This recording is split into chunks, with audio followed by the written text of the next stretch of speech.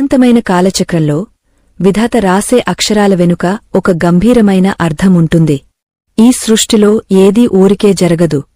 మీ జీవితంలోకి వచ్చే మనుషులైనా, మిమ్మల్ని వదిలి వెళ్లే బంధాలైనా అన్నీ ఒక ప్రణాళిక ప్రకారమే సాగుతుంటాయి.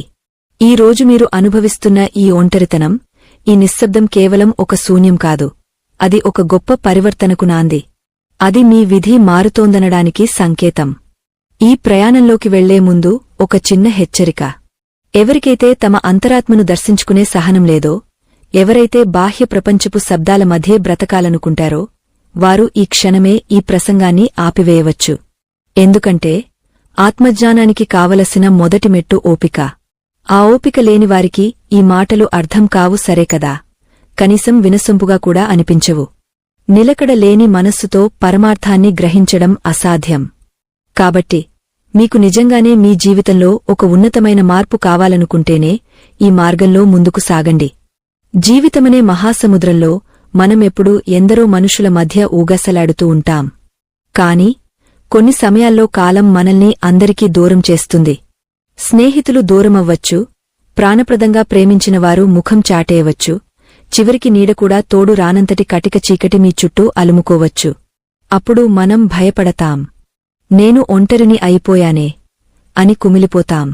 కాని పరమాత్ముడు ఏమంటాడంటే, ఓ మానవుడా, నీ చుట్టూ ఉన్న జనాన్ని నేను తొలగించానంటే దాని అర్థం నీతో నేను విడిగా మాట్లాడాలనుకుంటున్నాను అని. నిజమే కదా. జనారణ్యంలో ఉన్నప్పుడు మనకు మన స్వరం వినిపించదు. ఎదుటివారి మాటలు, వారి విమర్శలు, వారి మెప్పులు, వీటి మధ్యే మన జీవితం గడిచిపోతుంది.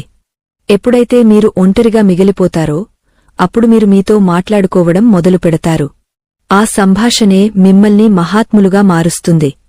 ఈ లోకంలో చరిత్ర సృష్టించిన ప్రతి గొప్ప వ్యక్తికి ఒక ఏకాంత కాలముంది. వారు ఆ ఒంటరితనంలోనే తమను తాము మలుచుకున్నారు.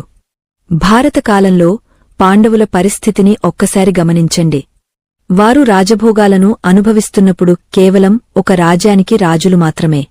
కాని వారు అరణ్యవాసంలో ఒంటరిగా గడిపిన ఆ 12 ఏళ్లు వారిని ధర్మస్వరూపులుగా మార్చాయి. ఆ ఒంటరితనంలోనే అర్జునుడు దివ్యాస్త్రాల కోసం తపస్సు చేశాడు, ధర్మరాజు నీతి శాస్త్రాలను మధించాడు. ఆ కష్టకాలమే వారిని రాబోయే మహాయుద్ధానికి సిద్ధం చేసింది. మీ జీవితం కూడా ఇప్పుడు అటువంటి ఒక అరణ్యవాసంలోనే ఉండవచ్చు. కాని గుర్తుంచుకోండి, ఆ అడవిలో మీరు ఒంటరిగా లేరు. పరమాత్ముడి